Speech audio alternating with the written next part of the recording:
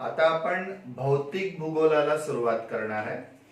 Physical geography, राज्यसेवा पूर्व परीक्षा, राज्यसेवा मुख्य परीक्षा, त्यानंतर PSI STI पूर्व आणि मुख्य परीक्षा या सर्वांसाठी आवश्यक असलेला हा भाग आहे. भूगोलाचा एक भाग आहे ज्याला आपण भौतिक भूगोल म्हणतो, ज्याला आपण फिजिकल जॉग्राफी नाव देत असतो. भौतिक भूगोल म्हणजेच फिजिकल जॉग्राफी. फिजिकल जॉग्राफी मध्ये विशेषतः आपण 3 विषयांचा अभ्यास करत असतो. एक विषय आहे त्याला भूगर्भशास्त्र म्हणतात. भूगर्भशास्त्र याला आपण जिओमॉर्फॉलॉजी असं नाव देतो. दुसरा एक विषय आहे ज्याला आपण वातावरण शास्त्र म्हणतो, ज्याला आपण क्लायमॅटॉलॉजी असं पण नाव देतो. मराठीमध्ये त्याला आपण वातावरण शास्त्र, क्लायमॅटॉलॉजी नाव देतो. आणि तिसरा एक असतो त्याला आपण सागर शास्त्र असं नाव देतो, ओशनोग्राफी. बेसिकली या 3 भागांवर फिजिकल जॉग्राफी मध्ये जास्तीत जास्त प्रश्न आपल्याला विचारले जातात. तर आपण सुरुवात करूया की भूगर्भशास्त्र काय आहे, वातावरण शास्त्र काय आहे किंवा सागर शास्त्र काय आहे. आपण पृथ्वीचा जर विचार केला तर आपल्या पृथ्वीची जी संरचना आहे ती आपल्याला कशी दिसते, तर ही पृथ्वी आहे. या पृथ्वीच्या सभोवताल वातावरण पसरलेलं आहे ज्याला आपण ऍटमॉस्फिअर म्हणतो.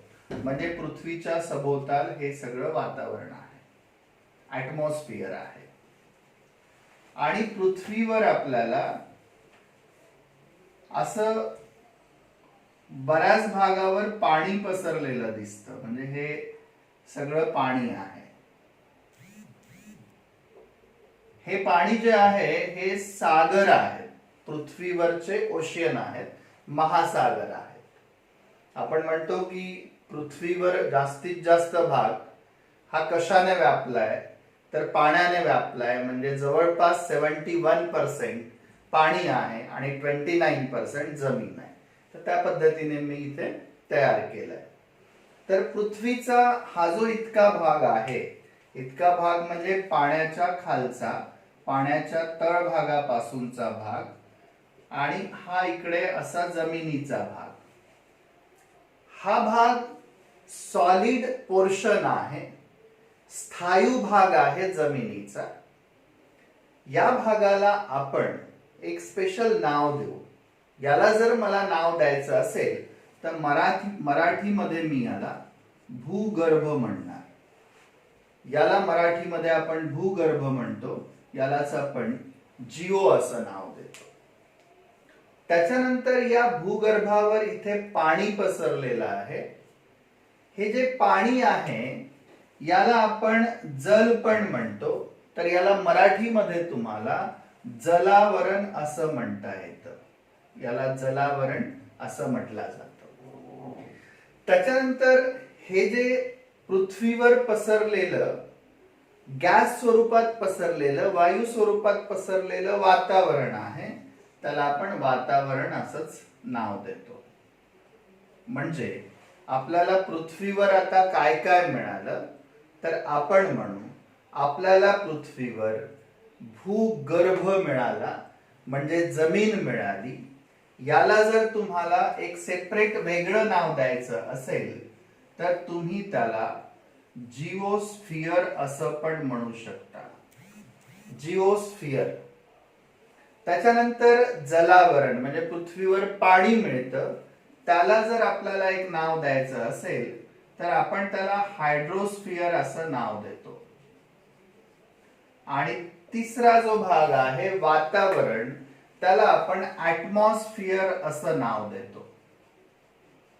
पृथ्वीवर आपल्याला हे 3 स्फियर आढळतात.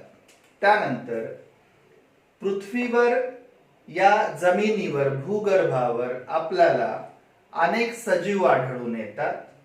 या पाण्यामध्ये, सागरामध्ये अनेक सजीव आढळून येतात.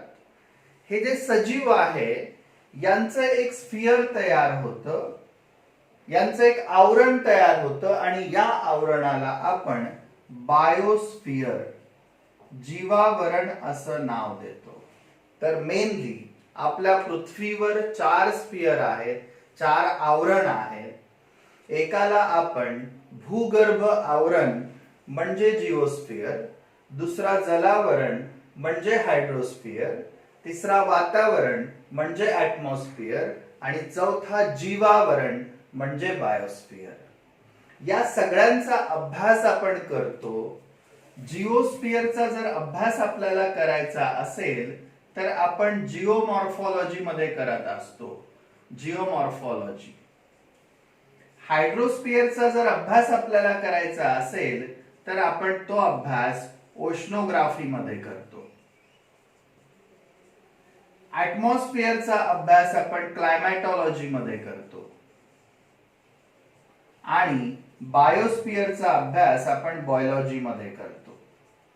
तर आपल्याला ऍक्च्युली आपल्या भौतिक भूगोलात, फिजिकल जिओग्राफी मध्ये जिओमॉर्फॉलॉजी, ओशनोग्राफी आणि क्लायमॅटॉलॉजी या तिघांचा अभ्यास करायचा असतो. या तिघांबद्दल आपण माहिती घेत असतो. मग याच्यामध्ये काही महत्वाचे टॉपिक असतात ज्यावर आपल्याला जास्तीत जास्त भर असतो, तर त्या टॉपिकला आपण पुढे बघू. हे एकंदरीत बेसिक माहिती झाली आपली भौतिक भूगोलाची. पुढला जो भाग आहे तो आपण पृथ्वीशी संबंधित म्हणजेच पृथ्वीच्या भूगर्भाशी संबंधित घेऊ, ज्याला आपण जिओस्फिअर नाव दिलेलं होतं.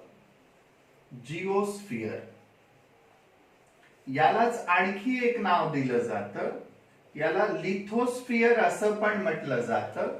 याला मराठीमध्ये आपण भू आवरण असं नाव देतोय किंवा भूगर्भ आवरण असं नाव आपण याला देऊ शकतो.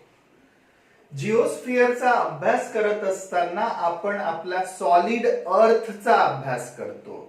आपली जी अर्थ आहे ती सॉलिड आहे, त्याच्यानंतर लिक्विड आहे आणि त्याच्यावरती गॅस आहे. लिक्विड म्हणजे हायड्रोस्फिअर, गॅस म्हणजे ऍटमॉस्फिअर.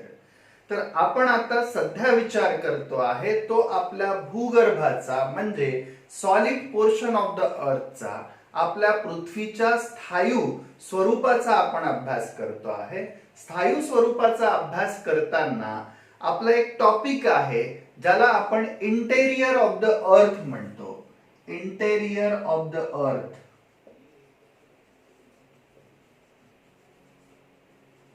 याला आपण पृथ्वीची भूगर्भ रचना पण म्हणतो. इंटेरियर ऑफ द अर्थ म्हणजे पृथ्वीची भूगर्भ किंवा आंतरिक रचना किंवा आंतरिक संरचना असं आपण त्याला नाव देतो.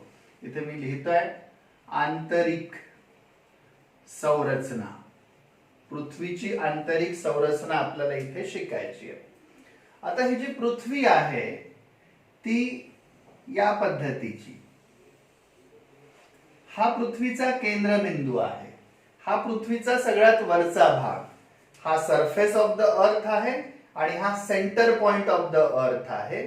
जर आपण या सरफेस पासून तर या सेंटर पॉइंट पर्यंत पृथ्वीचा अभ्यास केला, सरफेस पासून इथनं तर सेंटर पॉइंट पर्यंत आपण पृथ्वीचा अभ्यास केला, तर या पृथ्वीचे 3 भाग तयार होतात. हे 3 भाग कोणते आहेत तर हा सगळ्यात पहिला भाग असतो, त्याच्यानंतर हा दुसरा भाग असतो आणि हा तिसरा भाग असतो. हा पहिला भाग, फर्स्ट पोर्शन. या पहिल्या भागाला ऍक्च्युली आपण लिथोस्फिअर असं नाव देतोय. पहिल्या भागाला आपण नाव दिलंय लिथोस्फिअर. यालाच आपण आणखी एक नाव देऊ, याला आपण क्रस्ट म्हणू. वरचा जो भाग आहे तो लिथोस्फिअर आहे, याला आणखी एक नाव आपण दिलं, त्याला आपण क्रस्ट म्हटलं. त्यानंतर हा दुसरा भाग आहे. हा जो दुसरा भाग आहे याला आपण मेझोस्फिअर असं पण नाव देतो. पृथ्वीचा मधला भाग म्हणजे मेझोस्फिअर आणि यालाच मॅन्टल असं पण म्हटलं जातं. क्रस्ट आहे, मॅन्टल आहे. त्यानंतर आता हा तिसरा भाग येतो, सगळ्यात आतमधला पृथ्वीच्या सेंटर पॉइंट जवळचा. हा जो पृथ्वीच्या सेंटर पॉइंट जवळचा भाग आहे याला कोर म्हटलं जातं. मराठीत आपण याला गाभा म्हणतो. पृथ्वीच्या अंतरंगापर्यंत म्हणजे केंद्रबिंदूपर्यंत पृथ्वीचे 3 भाग तयार होतात. सगळ्यात पहिल्याला लिथोस्फिअर और क्रस्ट असं म्हटलं जातं, दुसऱ्या भागाला मिझोस्फिअर और मॅन्टल असं म्हटलं जातं, आणि सगळ्यात शेवटचा सगळ्यात आतमधला जो भाग आहे त्याला कोर और गाभा असं नाव दिलं जातं. तर आपण याच्याबद्दल अजून थोडं डिटेल जाऊ. पृथ्वीची जेव्हा निर्मिती झाली तेव्हा सगळ्यात पहिले तयार होणारा भाग म्हणजे आपलं जिओस्फिअर आहे. त्याच्यानंतर हायड्रोस्फिअर तयार झालं आणि त्याच्यानंतर ऍटमॉस्फिअर तयार झालं. तर ज्याची डेन्सिटी जास्त आहे ते आतमध्ये आहे आणि कंपॅरेटिव्हली ज्याची डेन्सिटी कमी आहे ते वर आहे. म्हणजे जिओस्फिअरची डेन्सिटी जास्त म्हणून खाली, हायड्रोस्फिअरची डेन्सिटी कंपॅरेटिव्हली कमी म्हणून ते त्या जिओस्फिअरच्या वरती, आणि ऍटमॉस्फिअरची डेन्सिटी अजून कमी म्हणून ते सगळ्यात वरती. त्याचप्रमाणे इथे इंटेरियर ऑफ द अर्थ मध्ये पण आहे. इथे सगळ्यात जास्त डेन्सिटी कोरची असेल, जे जास्त आतमध्ये असतं ते त्याच्या डेन्सिटीमुळे आतमध्ये असतं. त्याच्यानंतर त्याच्यापेक्षा कमी डेन्सिटी मॅन्टलची असेल, त्याच्याही पेक्षा कमी डेन्सिटी ही लिथोस्फिअरची म्हणजेच क्रस्टची असेल. तर डेन्सिटीनुसार जर आपण विभाजन केलं तर पृथ्वीच्या सरफेस पासून म्हणजे भूपृष्ठापासून केंद्रबिंदूकडे जाताना पृथ्वीची घनता वाढत जाते, डेन्सिटी वाढत जाते, आणि केंद्रबिंदूपासून वर येताना पृथ्वीची घनता कमी होत जाते, डेन्सिटी कमी कमी होत जाते. आपण इथे डेन्सिटी बद्दल माहिती घेतली आणि कोणते भाग तयार झालेत याबद्दल माहिती घेतली. आता आपण या भागांना आणखी थोडं डिटेल शिकू, या भागांना आणखी थोडं डिटेल मध्ये घेऊ. आता आपण गृहीत धरतोय की आपला सगळ्यात वरचा जो भाग आहे तो क्रस्ट आहे. सगळ्यात वरच्या भागाला आपण क्रस्ट म्हटलं. त्यानंतर दुसरा जो भाग आहे त्याला मॅन्टल म्हणतात, आणि तिसरा जो भाग आहे त्याला कोर म्हणतात. हा जो क्रस्ट आहे या क्रस्टचे 2 भाग तयार होतात. एका भागाला सियाल म्हटलं जातं आणि एका भागाला सायमा म्हटलं जातं. क्रस्ट 2 भागांमध्ये डिवाइड होतो, सियाल मध्ये आणि सायमा मध्ये. हा जो मॅन्टल आहे तो पण 2 भागांमध्ये डिवाइड होतो. एकाला आउटर मॅन्टल नाव दिलं जातं आणि एकाला इनर मॅन्टल नाव दिलं जातं. आउटर मॅन्टल आणि इनर मॅन्टल. कोर पण 2 भागांमध्ये डिवाइड होतो. याला आउटर कोर आणि इनर कोर असे नाव दिले जातात. म्हणजे बेसिकली पृथ्वीचे 3 भाग, पृथ्वीच्या अंतरंगापर्यंत जाताना 3 भाग, क्रस्ट, मॅन्टल, कोर, आणि त्याचं विभाजन पुन्हा 6 भागांमध्ये. सियाल, सायमा हा क्रस्टचा भाग आहे, आउटर मॅन्टल, इनर मॅन्टल हा मॅन्टलचा भाग आहे, आउटर कोर, इनर कोर हा कोरचा भाग आहे. पृथ्वीचे असे 6 भाग आपण केले. आता आपण गृहीत धरूया की सियाल आणि सायमा मध्ये एक बॉर्डर असेल, सायमा आणि आउटर मॅन्टल मध्ये एक बॉर्डर असेल, आउटर मॅन्टल आणि इनर मॅन्टल मध्ये एक बॉर्डर असेल, इनर मॅन्टल आणि आउटर कोर मध्ये एक बॉर्डर असेल, आउटर कोर आणि इनर कोर मध्ये एक बॉर्डर असेल. जस्ट बॉर्डर म्हणतोय मी त्याला. या बॉर्डरला या जॉग्राफिकल लँग्वेज मध्ये डिस्कंटिन्युटी असं नाव दिलं जातं. म्हणजे सियाल आणि सायमा यांना डिवाइड करणारी, यांना डिस्कंटिन्यू करणारी एक रेषा आहे किंवा एक भाग आहे, त्याला आपण डिस्कंटिन्युटी नाव देतो. म्हणजे इथे एक डिस्कंटिन्युटी आहे, इथे एक डिस्कंटिन्युटी आहे, इथे एक आणि इथे एक. प्रत्येक 2 भागांना 2 पार्टला विभागला जाणारी एक बॉर्डर असेल त्याला डिस्कंटिन्युटी नाव दिलं जातं. मराठीत त्याला विलगता असं म्हटलं जातं. मग इथे सियाल आणि सायमा मध्ये एक डिस्कंटिन्युटी आहे, त्याला कॉनरॅड डिस्कंटिन्युटी म्हणतात. कॉनरॅड. डिस्कंटिन्युटी, कॉन्राड विलगता. त्याच्यानंतर सायमा आणि आउटर मॅंटल मध्ये पण एक डिस्कंटिन्युटी असेल, त्याला मोहो डिस्कंटिन्युटी म्हणतात. मोहो. पहिली आहे कॉन्रॅड, दुसरी आहे मोहो. त्याच्यानंतर तिसरी म्हणजे आउटर मॅंटल आणि इनर मॅंटल. त्या डिस्कंटिन्युटीला रेपेक्टी डिस्कंटिन्युटी म्हणतात. त्याच्यानंतर येते तिला गटेनबर्ग डिस्कंटिन्युटी म्हणतात. गटेनबर्ग. आणि शेवटची आहे त्याला लेहेमन डिस्कंटिन्युटी म्हणतात. म्हणजे पृथ्वीचं जर आपण वरवर सगळं विभाजन पाहिलं, अजून खोलात आपण जायचंच आहे समजायचं, वरवर सगळं विभाजन पाहिलं तर आपल्याला लक्षात येतं की पृथ्वीच्या अंतरंगाचे 3 भाग कोणते, तर क्रस्ट, मॅंटल आणि कोर. क्रस्टचे 2 भाग सियाल आणि सायमा, मॅंटलचे 2 भाग आउटर मॅंटल आणि इनर मॅंटल, कोरचे 2 भाग आउटर कोर आणि इनर कोर. प्रत्येक 2 भागांमध्ये एक डिस्कंटिन्युटी आहे, एक विलगता आहे. सियाल सायमा मध्ये कॉन्रॅड, सायमा आउटर मध्ये मोहो, आउटर इनर मध्ये रेपेक्टी, इनर आणि आउटर मध्ये गटेनबर्ग, आउटर इनर मध्ये लेहेमन.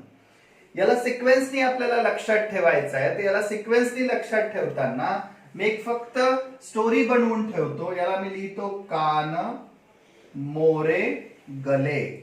कान मोरे गले मध्ये कानचा अर्थ कॉन्रॅड होतं, मोरेचा अर्थ मोहो आणि रेपेक्टी होतं, गलेचा अर्थ गटेनबर्ग आणि लेहेमन होतं.